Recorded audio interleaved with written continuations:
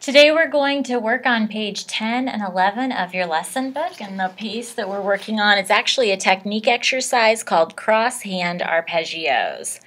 Arpeggio comes from the Italian word for harp. To play an arpeggio, play the notes of the chord one after another going up or down the keyboard. This is what we also might call a broken chord. Instead of playing all three notes of the C major chord together, we're going to play one note at a time. Okay, take a minute and take your pencil, and I want you to kind of trace the shape of this exercise. So it starts down in the left hand, and it goes up a third, up a third. Then it moves up to the right hand. It goes up a third, up a third.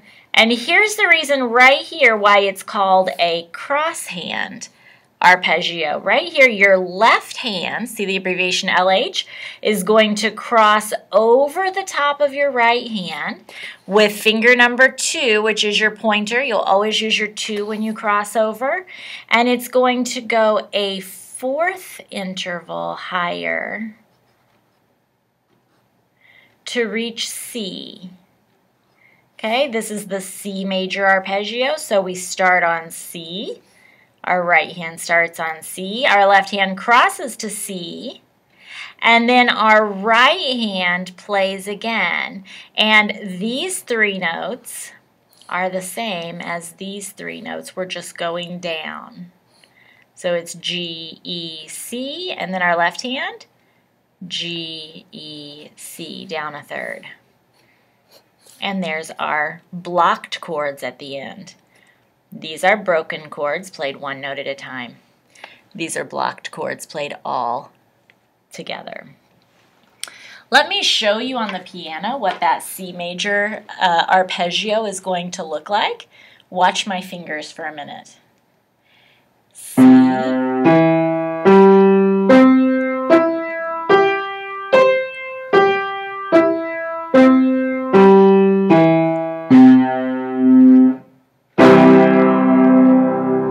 Okay, I'm going to play it again, and this time I want you to watch the notes on your page. Here it goes. 1, ready, go.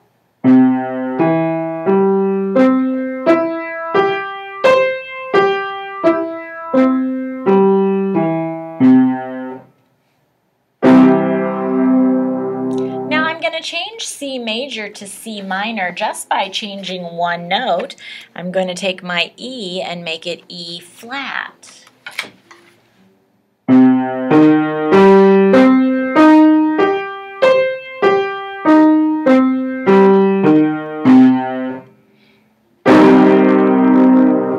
When you're playing the whole exercise without stopping, you'll do C major and then C minor and then stop, just like this.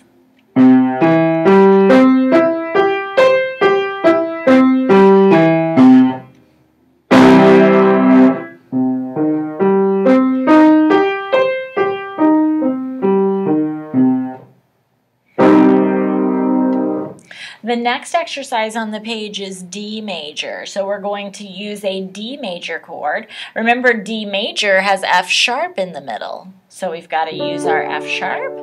Okay, here's how D major and D minor will sound. D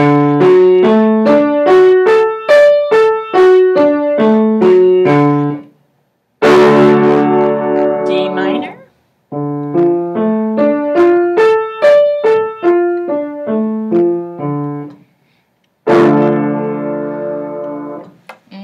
At the top of the next page, you have E major and E minor. Then you go to F major and F minor. Then down here, you're going to do G major and G minor. Now, they don't have these written out for us, so we've got to know how to figure out what these chords are. Anytime you're making a major chord, there's always a formula that you can follow. A major chord is 4 half steps plus 3 half steps. So if the name of my chord is G and I start on G, if I go up 4 half steps, that gives me my middle note. And then if I go up 3 more half steps, that gives me my top note.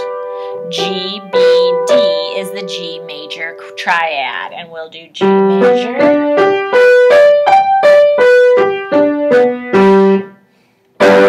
Then we'll do G minor. Remember, a minor triad lowers the third finger by half step.